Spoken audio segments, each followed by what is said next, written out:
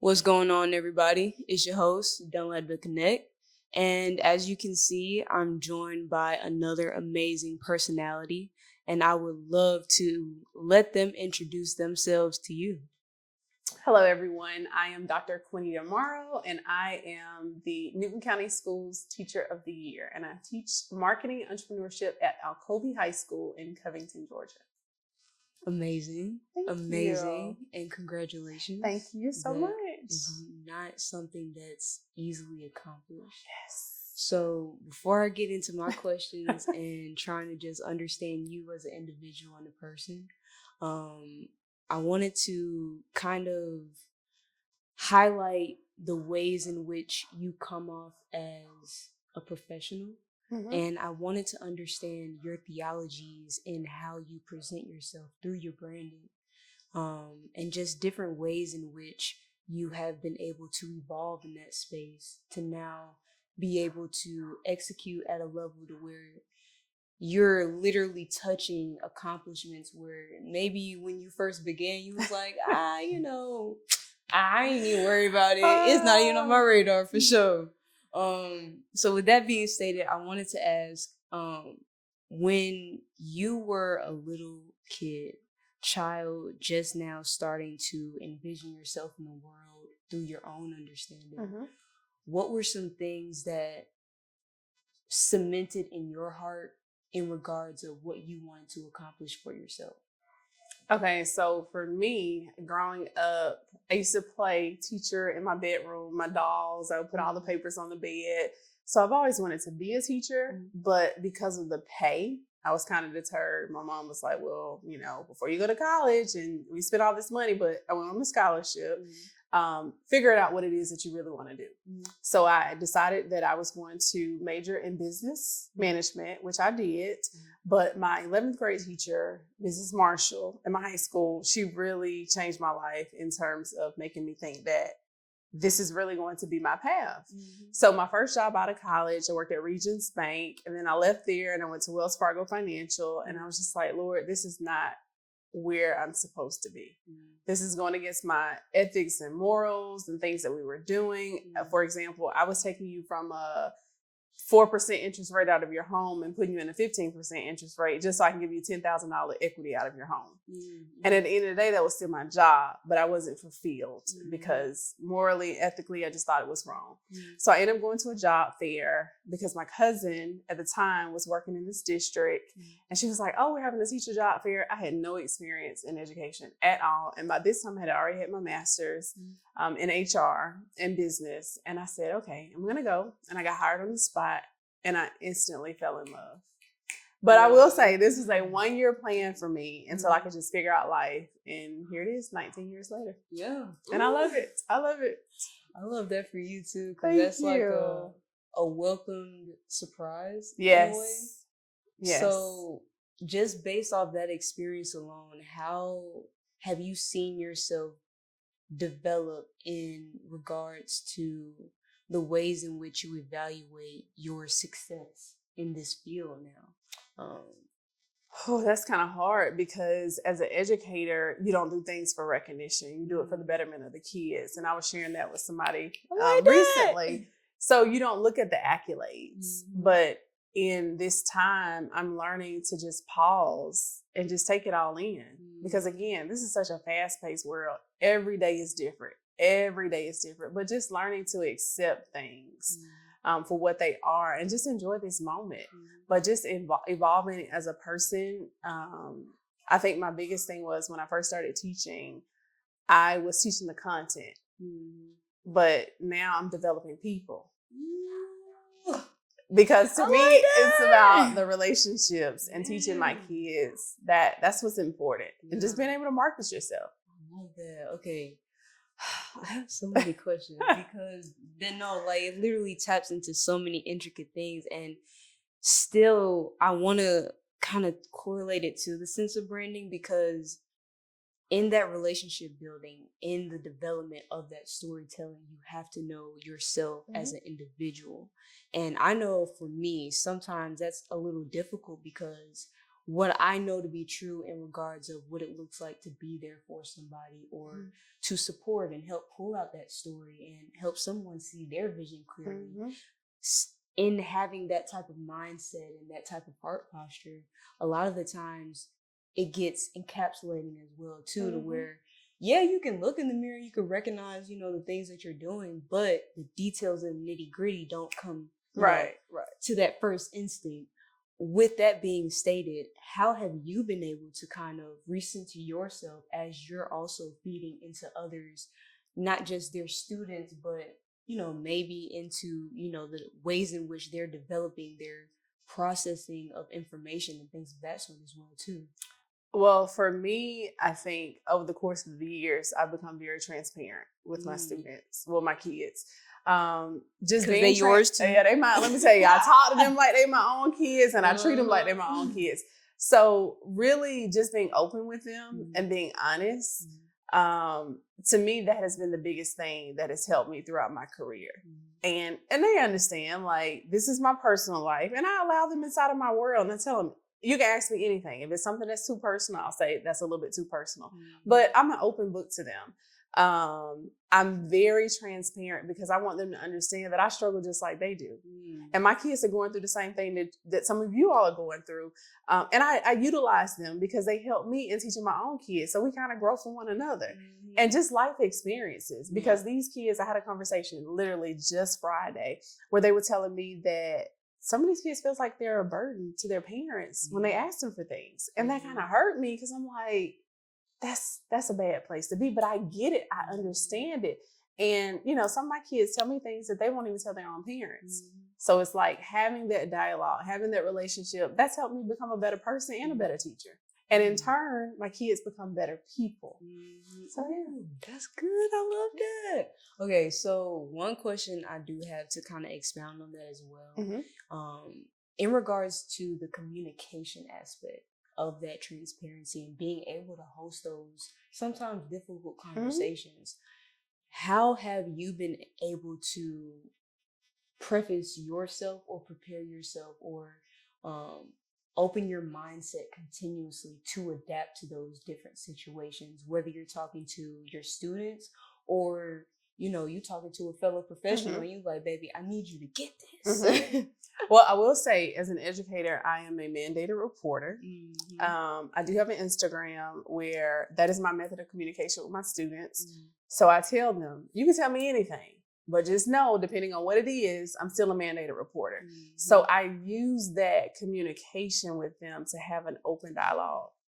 Like, if you feel like you need to tell me something, ask me something. I mean, we talk about it. When I say everything, I mean everything.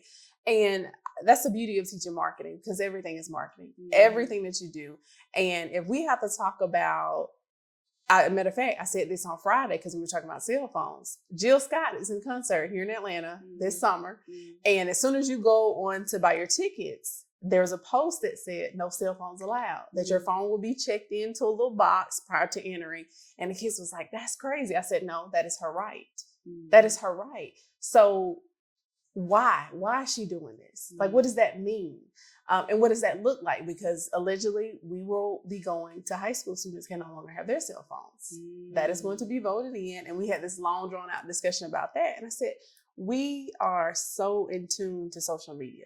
Like, we can't do anything without our cell phones anymore. We've become so handicapped. I mean, it's like a crutch, but it's also a teaching tool for them. So being able to have Instagram or Facebook or Twitter or TikTok, using that as a sense of my communication, I'm growing, I'm learning, I'm evolving. They're doing the same.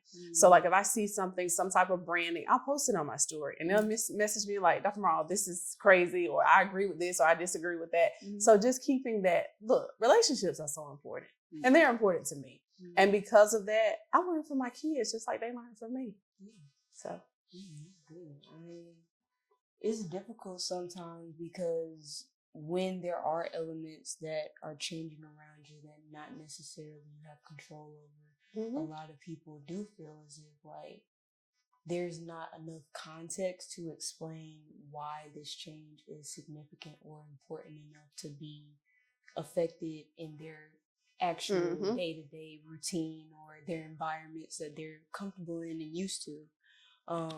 So what are some things that are continuing to challenge you and just making sure that you're accessible, no, not accessible, but open to being able to make sure that you're being a trustworthy facilitator of the things that are happening um, in our communities? Does that make sense? Now hopefully I answer this the correct way. So let's see, how do I want to say this? Everything has to be about facts. And I tell the kids, we can agree to disagree all day. But I try to get them to think from the mindset of a consumer versus a business owner versus marketing. Because you can't have tunnel vision. And right now, when something happens, it doesn't affect you unless it impacts you. But as a whole, you need to figure out how this is affecting all of us as a whole. So you have to go based on the facts. We have open dialogue, communication, discussions, debates. I'll give you an example. Right now, we are looking at Magic City Monday. Some people can agree or disagree. It is still marketing. It is still branding. And I asked the class, do you guys agree with this or do you disagree? And you have half of the class that agrees, half of it disagrees. I said, but now let's think about this from a marketing standpoint. Was this a good thing or was this a bad thing? Because at the end of the day, the Hawks still make their money. And it's bringing the attention to everybody. I tell them all the time, that's true. Negative publicity is still publicity. That's facts. Because you are becoming more and more relevant.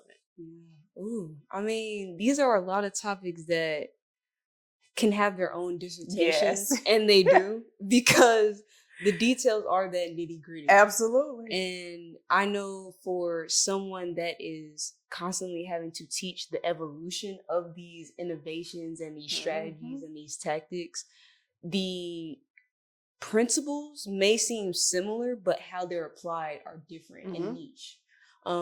So for yourself, what is it like to understand all this information and then also have to look at it through your own lens and your own perspective to apply for yourself?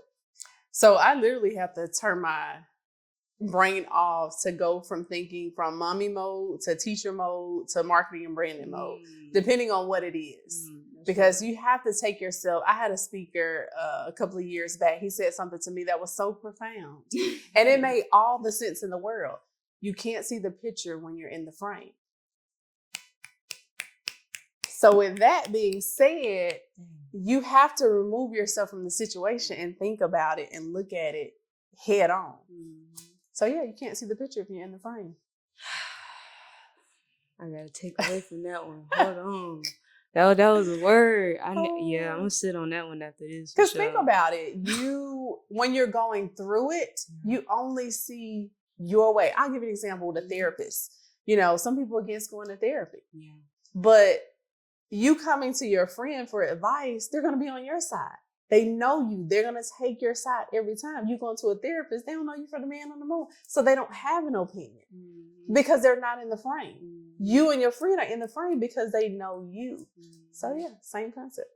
That's real. So what was it like to actually implement these things, and has there ever been a struggle point for you where it was a roadblock and you're like, yo, look, I gotta talk myself through this. Like I understand the context and I have the wisdom, but executing it right now in this hard time, I'm still, having to pick up the pieces that I know as I'm dealing with what is happening presently.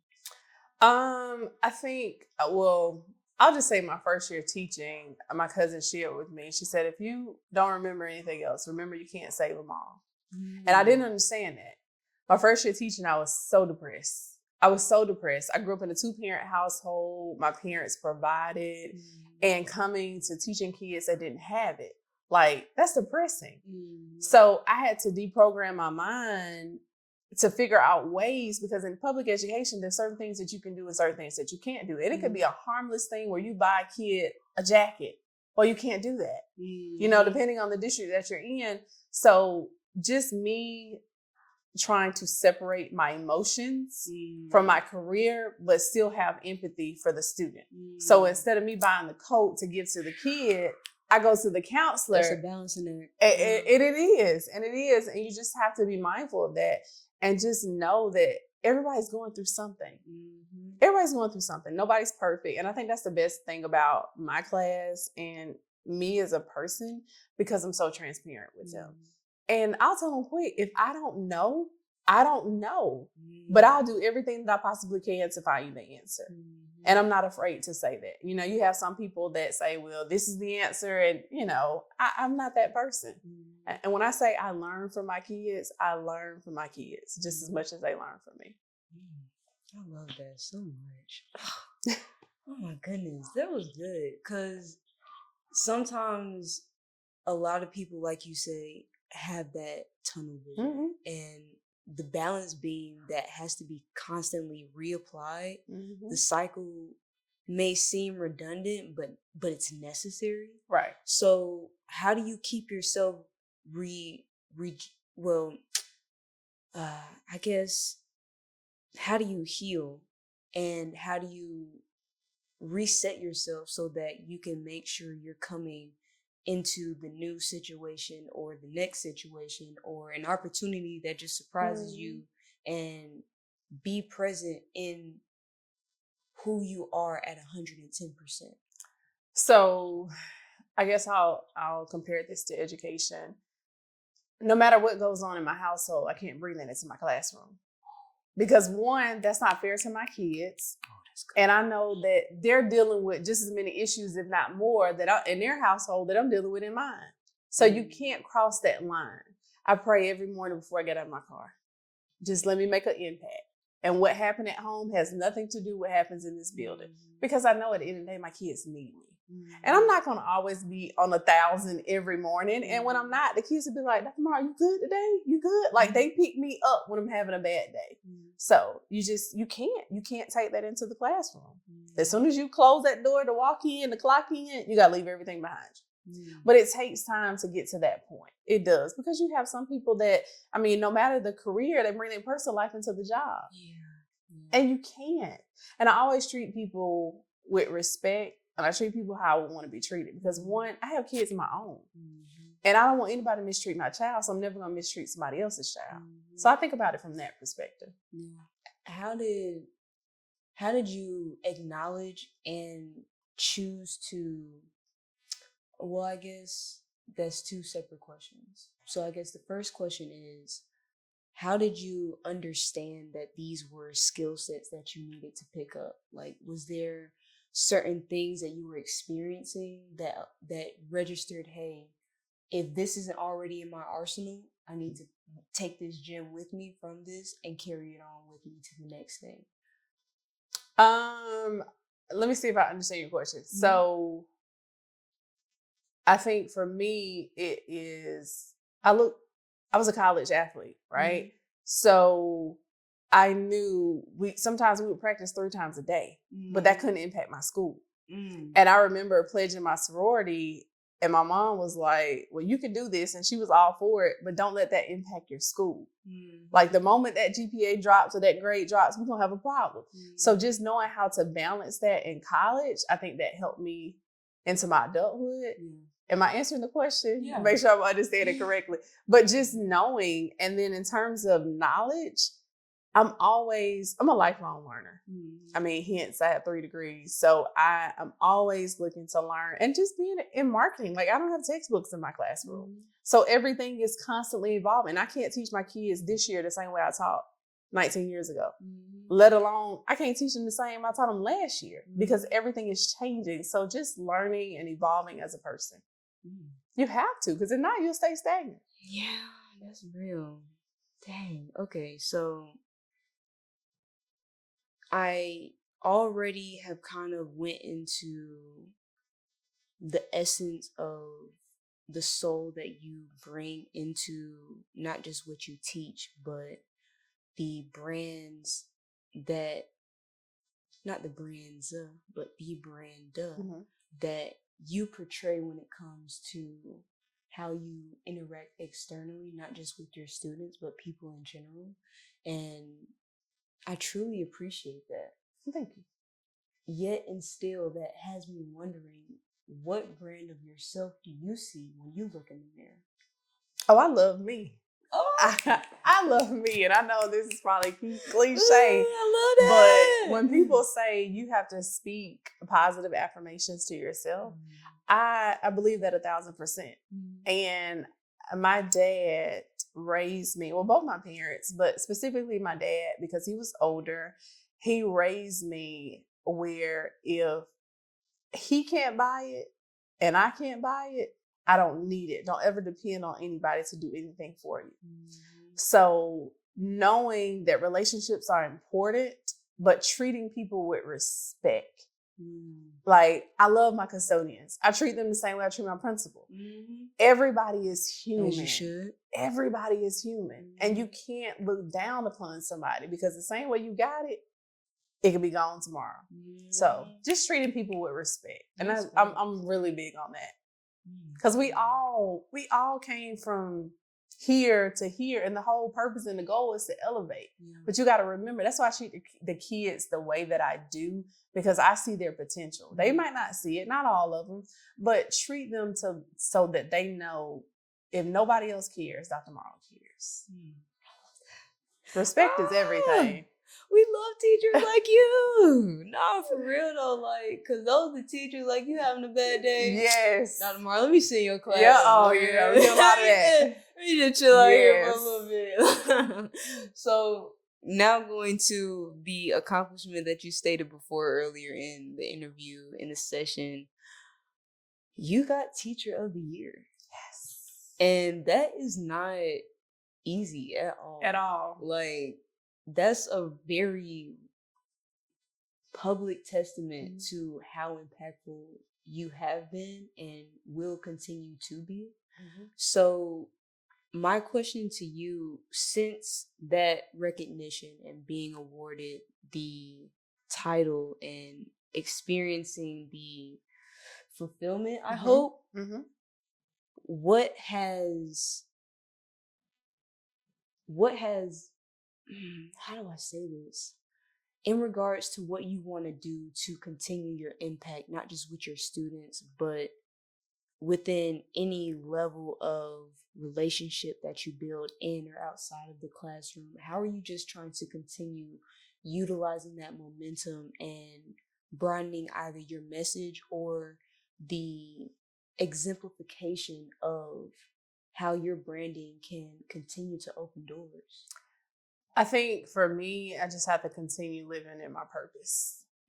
So I think being an educator, excuse me, my passion has led me to my purpose. And that's why I'm here.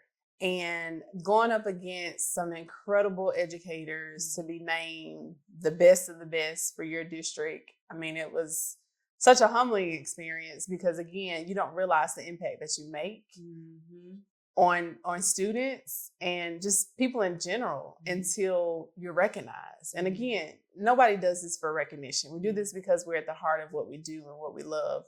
But just continuing to live in the present and be as humble as you possibly can be. And just, like I tell anybody, I save lives. I'm not a medical doctor. Yeah, I have a doctorate degree, but I save lives every day. Every day. I have the kids that, you know, they're still trying to navigate and figure out life. And I love that for them. And I try to do all that I can to help them be better people into our society. So, yeah. That's so amazing. Oh, thank you. No, of course, like really, because it is those types of people that are placed in your life that at pivotal moments you can reflect when you're older. Hey, I remember I was having this bad day. I felt so alone. And then my teacher just, helped me get up to try it again. And I still talk to a lot of my former students. Like that's what I'm saying. Relationships are so important. And some of my students have gone on to be such successful people. Now, dealing with your students and dealing with the aspect of communicating with professionals from a different generation. In regards to some of the tactics that you implement with your students, has there been any ways or new solutions that you're trying to find to implement within just community building in general from any like experiences you've had thus far? So we do a lot of partnerships with industry professionals and within our district or within our county. And we're constantly looking for ways, like as an employer, what are you looking for in your next candidate? What are you looking for in your next employee? And just getting feedback from them, because again, there's such a disconnect between the school system and the workforce. So we're trying to bridge that gap. So by the time these kids graduate, they can go directly into working for you for those that choose not to go to college. So that's the biggest thing. And that's one thing I love about my district, is because we are partnering with economic workforce development to bridge that gap. That's good. Wow. I didn't even know. Okay. We love that. Yes. We love I'm trying to get these kids in college or get them in a job that they can make just as much money. Okay. So I got one more question, then we'll go to it. Well, maybe two more questions. Okay. And then we'll go to the last couple minutes of the episode. But just to give you a heads up, within those last couple minutes, I essentially hand over the mic and let you take over completely as the co-host, because it's essentially a time frame where you can ask me anything you want to, whether it's pertaining to branding or pertaining to any genuine questions you may have as well.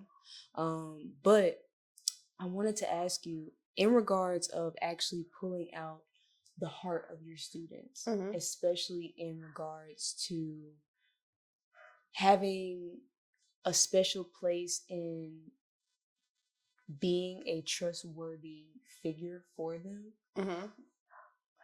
how have you seen, or what are some elements or recurring themes that have kind of helped you be able to let someone else see their own niche branding or their own, unique personality and the story that they can tell through that? I think for me is, again, creating that safe space for them and creating those relationships. Because again, I have kids that tell me things that they don't even tell their own parents. So just knowing that I'm serving as that gap for them, and if they need something, they can always come to me. If I can't get it for you, I'm going to point you in the right direction where you can get what you need. So I think the biggest thing is creating those relationships where you have that safe space, where you can help all kids, and getting them to see, when they know that I care, they're like, oh yeah, Dr. Morales, she really care about me. So let me do this or let me do that. And in turn, they're more prone to tap into those talents and those skills that they actually have. Because all it's about is just believing in yourself. But when they see that I believe in them, they're more prone to believe in themselves, even if they're not getting it at home. That's the main thing. So just serving as that gap between your parent. And when I tell people all the time, I talk to my kids like I talk to my own children. And I treat them the same way, because I want to be honest and open about everything. And it's, like I tell them, it's just tough love. It's tough love. Like I had a girl the other day. She was late for my class, and I was like, you got to go get a tardy pass. She did not want to go get a tardy pass, but I guarantee you that next day she came right on time. I mean, it's just tough love. That's all it is. And it's creating those relationships for that safe space. Last question. Okay. So a lot of communication, a lot of things we've discussed, a lot of elements of branding and implementing the actual strategies to reflect what you want people to understand about what you're contributing. What has been some key elements for you to know or build the trust in your own instincts so that you know how to move forward effectively, or just the next steps you should take? I think for me is owning my decisions, and if I make a mistake, owning up to that mistake. And like I said, I can't say this enough, I'm so transparent. If I tell the kids one thing and that's not correct information, I come back to them and I apologize because I did more research. Mm. I've had kids that'll, I say we argue each other down, but we don't, but it'll be a debate. Like, no, Dr. Morrow, that's not right. Okay, well, tell me why it's not right. Like, so because we do a lot of things based on social media and everything's based on facts. So if you present me the information, I'm like, you know what? You're right. I'm wrong. And I take ownership of that. And I think that's the biggest thing. Dang. Just know when you're wrong and admit that you're wrong. Because nobody's perfect. Another question. Okay, go ahead. Okay, so no, but that was a great point because that aspect alone can help draw out or pull out a lot of good, healthy conversation. And it builds that trust. Exactly. So I wanted to ask you, what prepared your mind to be able to do that and to acknowledge that, okay, I'm holding myself accountable, but I'm also able to articulate that externally to the individual as well too. So here's the thing. I cannot expect my kids to do something that I don't practice. Stop it now. I cannot expect. That was good. I mean, I can't. Yeah. I can't. I told somebody this. I said, they asked me why did I choose to get another degree.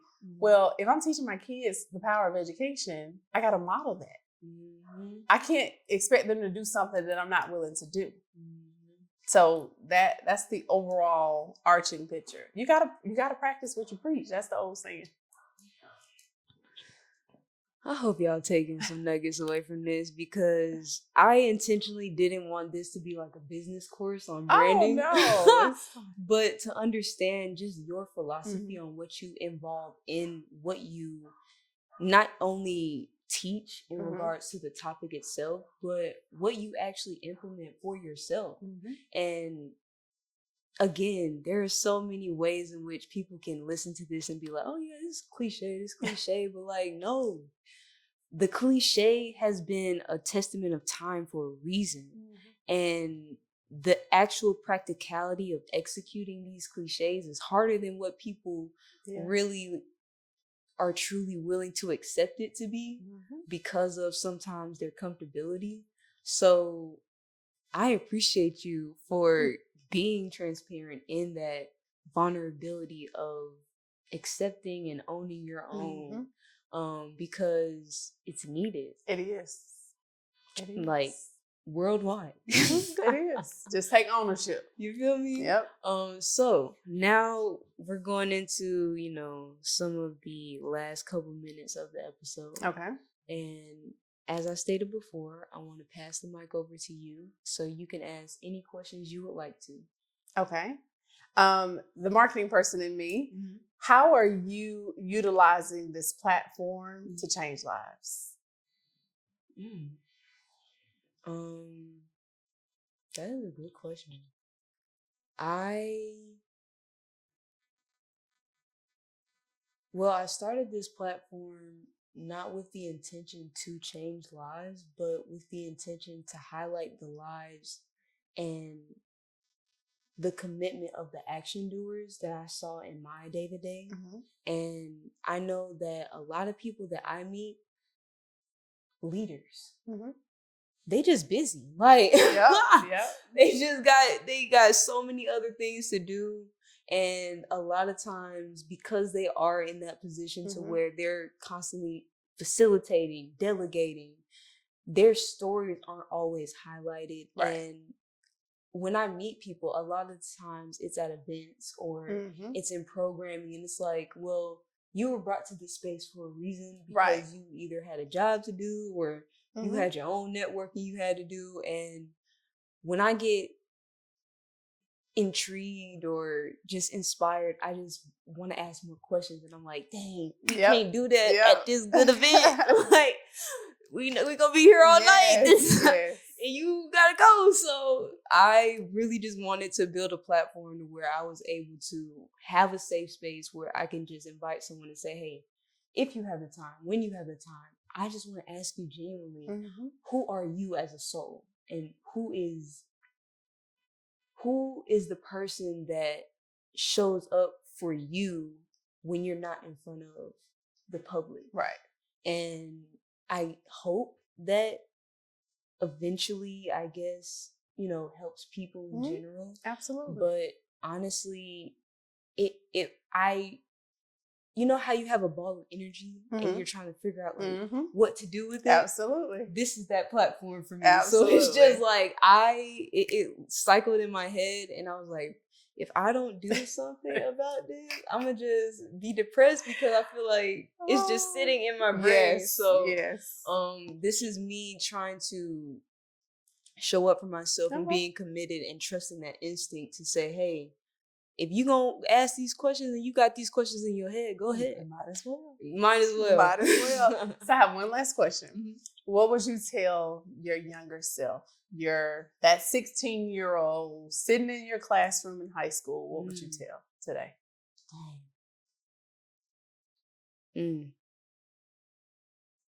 That's a great question. What would I tell them today?